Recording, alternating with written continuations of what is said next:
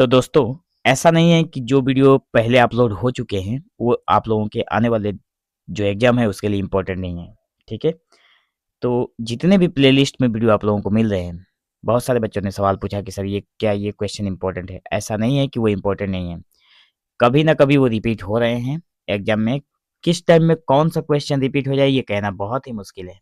ठीक है, तो आप लोग प्लेलिस्ट को फॉलो करिए। बहुत ही इंपॉर्टेंट क्वेश्चन, जितने भी इंपॉर्टेंट क्वेश्चन है हर साल का, ठीक है, उसको कराया जाता है। अगर आप लोग प्लेलिस्ट को फॉलो करते हैं तो आप लोगों का एग्जाम क्लियर हो जाएगा। ठीक है, आज का हमारा प्रश्न है, घनानंद के प्रेम संबंधी दृष्टिकोण का मूल्यांकन कीजिए। बहुत ही इंपॉर्टेंट है, एक बार जरूर देखिए अंत तक, आप लोगों का कॉन्सेप्ट क्लियर हो जाएगा। खुद बनाकर भी इसका आंसर लिख सकते हैं। तो देखिए, घनानंद का जो प्रेम संबंधी दृष्टिकोण है उसी के बारे में बात करने को कहा गया है। सीधा सपाट बातें हैं। तो भूमिका में लिखेंगे कि रीतिकालीन काव्य में जहां अधिकांश कवि श्रृंगारिक सौंदर्य और कलात्मक चमत्कारों में रत रहे, वहीं घनानंद का उन विरल कवियों में से हैं जिनकी प्रेम दृष्टि आध्यात्मिक संवेदना, आत्मिक पीड़ा और भावनात्मक गहराई से परिपूर्ण है। वे रसायन के कवि कहे जाते हैं।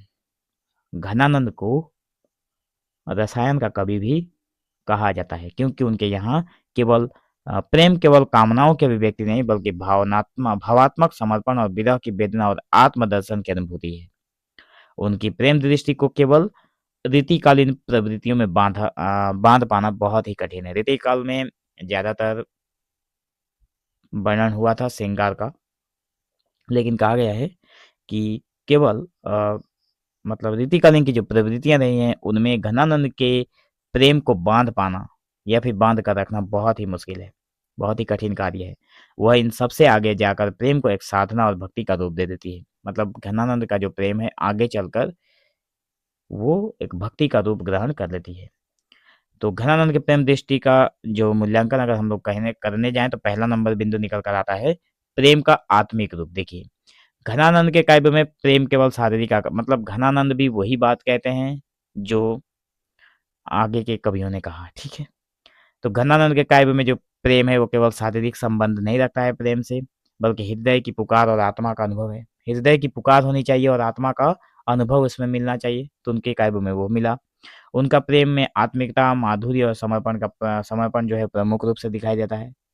ठीक है, दूसरा नंबर है श्रृंगार से भक्ति की ओर। मतलब श्रृंगार से भक्ति की ओर निकले। तो देखिए, उनका प्रेम प्रारंभ में श्रृंगारिक होते हुए भी धीरे धीरे भक्ति और आध्यात्म की ओर अग्रसर होता है। घनानंद का जो प्रेम है पहले श्रृंगार की ओर था, मतलब नायक नायिका की ओर था, धीरे धीरे आत्मा से परमात्मा की ओर जाता है और भक्ति में तब्दील हो जाता है। तो कृष्ण के प्रति उनका प्रेम एक सांसारिक नारी की आसक्ति नहीं बल्कि एक रूहानी अनुरक्ति बन जाता है। तीसरा नंबर बिंदु है विरह की प्रधानता। देखिए, उनके काव्य में प्रेम की चरम परिणति विरह वेदना में होती है। मतलब घनानंद का जो काव्य है वो भी विरह वेदना से संबंधित है। उन्होंने संयोग की तुलना में विरह को अधिक गरिमामयी और भाव प्रधान माना। मतलब इन्होंने विरह को ही ज्यादा महत्व दिया। यह विरह केवल काया का नहीं बल्कि चित्त का छिन्न भिन्न हो जाना है। विरह का मतलब हो गया केवल शरीर को कष्ट देना, ऐसा नहीं है, बल्कि चित्त मतलब मन का, हृदय का टूटना या फिर छिन्न भिन्न होना। ठीक है, चौथा है नारी मन की सघन अनुभूतियां। देखिए, उन्होंने अपने प्रेम काव्य में नारी मन की संकोच जो है, तड़प है, आशा है, निराशा है, व्याकुलता है और प्रतीक्षा जैसी कोमल भावनाओं को बहुत ही संवेदनशील और सजीव रूप में प्रस्तुत किया है। इन्होंने नारी की जो किसी भी एक नारी की जो मन की संकोच होती है, उसकी जो तड़प होती है, उसकी जो आशा निराशा होती है, ये सारी चीजें, उसकी जो व्याकुलता होती है, घनानंद ने अपने काव्य में उसे उतारा है बहुत ही बखूबी तरीके से।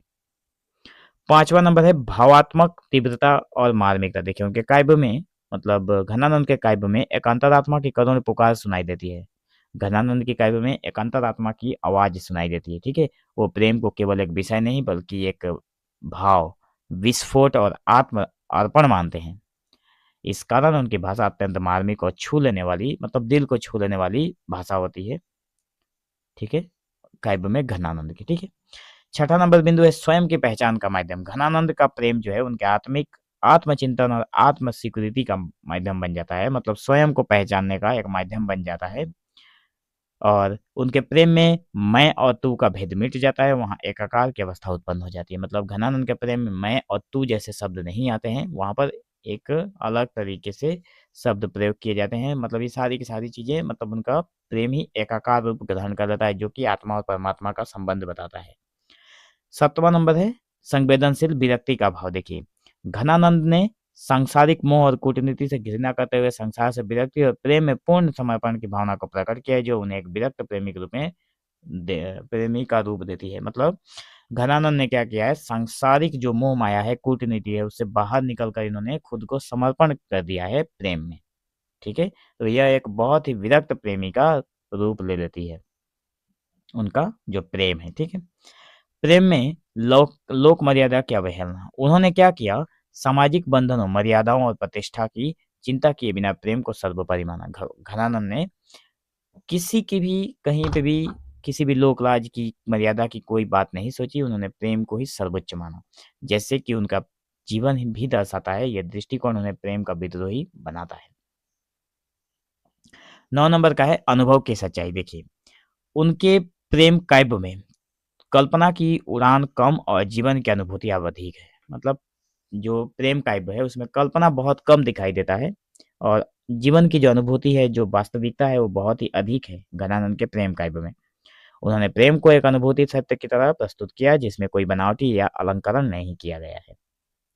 कोई भी बनावटी चीज या फिर कोई भी बनावटी चीजें घनानंद के काव्य में, प्रेम संबंधी काव्यों में दिखाई नहीं देते हैं, बल्कि उसमें जो सच्चाई है, जो रियलिटी है, जो अनुभव अनुभव किया जा सकता है, उसी को उन्होंने जगह दिया है।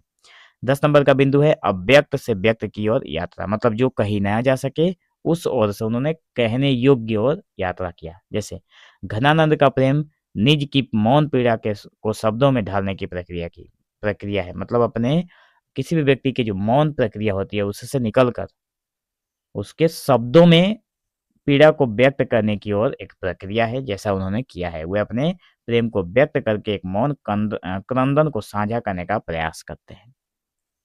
तो निष्कर्ष के तौर पर हम लोग ये कह सकते हैं कि घनानंद का जो प्रेम है या फिर प्रेम दृष्टिकोण जो है, वो रीतिकालीन रूढ़ियों से भिन्न और कहीं अधिक मानवीय, आध्यात्मिक और मार्मिक है। मतलब रीतिकालीन जो पद्धतियां चली आ रही थी, उसको तोड़कर वो आगे निकलती है, मानवीय, आध्यात्मिक और मार्मिक होती है।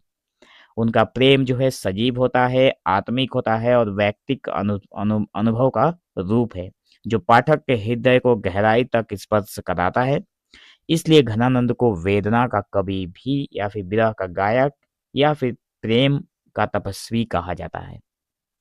घनानंद को वेदना का कवि, विरह का गायक और प्रेम का तेजस्वी कहा जाता है। मतलब यहाँ पे इन सब बातों से क्या पता चलता है कि घनानंद जो है वो प्रेम के विरह में जल चुके, मतलब विरह में जले हुए अग्नि की तरह अपनी काव्य को प्रस्तुत करते हैं। लेकिन हाँ, विरह का वर्णन ज्यादा देखने को मिलता है घनानंद के प्रेम में। उनका प्रेम दृष्टिकोण केवल काव्य न होकर एक साधना और जीवन दर्शन बन जाता है। तो दोस्तों, इसी तरह के इंटरेस्टेड वीडियो पाने के लिए मेक श्योर चैनल के साथ बने रहें और अपने दोस्तों के साथ भी इन वीडियो को शेयर जरूर करें। जिनको भी इसकी जरूरत हो, उन्हीं के पास शेयर करिए, ताकि आपके साथ साथ उनका भी कुछ भला हो सके। तो मिलेंगे एक नए वीडियो में, तब तक के लिए धन्यवाद।